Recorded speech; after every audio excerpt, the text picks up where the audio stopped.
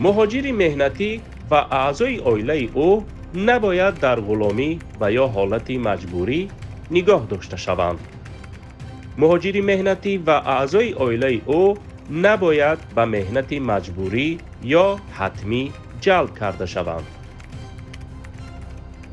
در آن دولت‌های که برای جنایت ممکن است به صفت جزا محروم کنی از آزادی با جلب به کارهای پرمشقت پیش بینی کرده شود، بند 2 ماده مذکور برای اجرا نمودن کارهای پرمشقت که با حکم سودی با صلاحیت برآورده شده است مانع شده نمیتواند.